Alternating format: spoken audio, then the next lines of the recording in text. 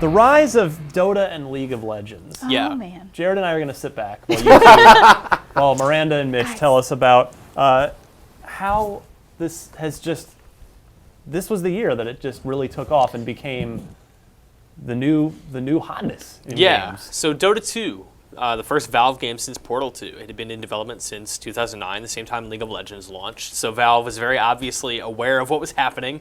Riot was made up of a bunch of old Dota modders. And you can tell. It's super clear. Very many crossovers. Yeah, they sort of just went like, oh, that was a really good idea. Let's do that in a new game.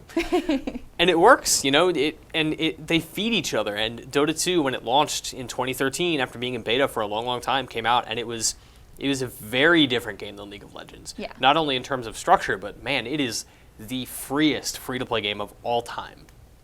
Everything is free. You Every can access anything you want, There's- except for the hats. Right.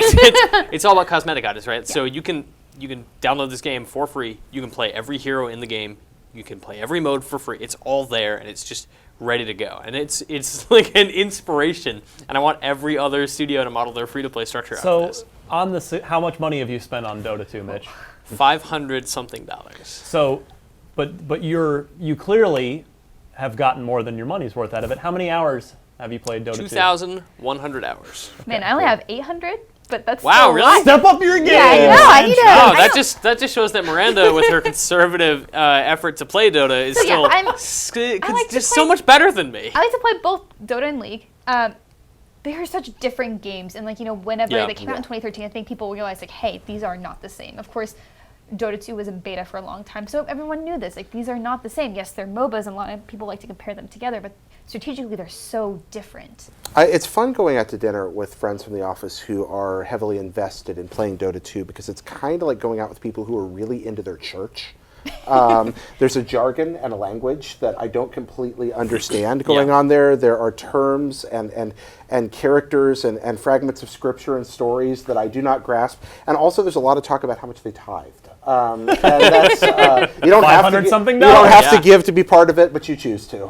It is, but I mean, I dabbled and thought it was beautiful and went, I will never have the time for this, but good Lord, it's fascinating and beautiful. It brings out a competitive thing in people, I think, that it latches on people who aren't necessarily into competitive stuff, but it brings it out in them. And for me, I played some Call of Duty, I played some whatever, I played some multiplayer stuff, but this, where it's cooperative and it's 5-on-5 and everyone's relying on you and you're relying on everyone, and how you're building your items and how you're scaling your skills and all these things in relation to your teammates and your enemies, it matters. And every single match is different. It is impossible that any game of the millions and billions of matches that have been played are even similar. It's also just such a weird and great way to be with your friends.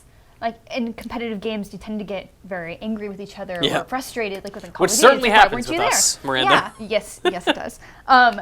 But this is structured in such a way that even our failures are fun sometimes, and we get to learn so much together. And whenever I'm away from Dota for so long, I'm like, hey man, I miss my friends, because now I don't see them. And this game even gave rise to the International, a yearly tournament that has, is it still the current record holder for largest prize pool? By It far. is, correct? Yeah. By far.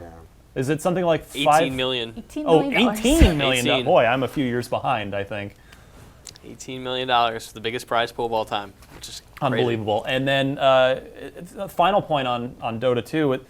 It's fair to say, I think, guys, that this game represented a pivotal shift in culture and attitude at Valve, a company that had made, yes, they'd made Team Fortress 2, but Half-Life was what defined the company, and Portal and these solo experiences that had multiplayer components, but the Valve that made Half-Life is seemingly no longer. It's sort of dead, I think. I think Dota 2, to your point, it's engendered a culture at Valve that is very much, okay, let's update Team Fortress, let's update Counter-Strike, let's invest in these experiences that have millions of people who want to play together all the time. No, you're wrong. There's 100 people working on Half-Life 3, and they're all just hidden in a secret basement, and they're down there working on it, and it's going to come out one day when it's ready. That's what I want to believe. Still maintain, you're going to wake up one Tuesday and Half-Life 3 is just going to be out. That would be amazing. You're going to open Steam? What if Gordon. it comes out through Dota? Like, there's just a Easter egg in Dota. There's more. It's a word pack, a courier. Sorry. Yeah. That would show all of our friends. We're like, yeah, Dota's stupid. Like, oh yeah, you gotta play 100 matches before you can play Half-Life 3. 3 years ahead of Oh you. my goodness. Get some.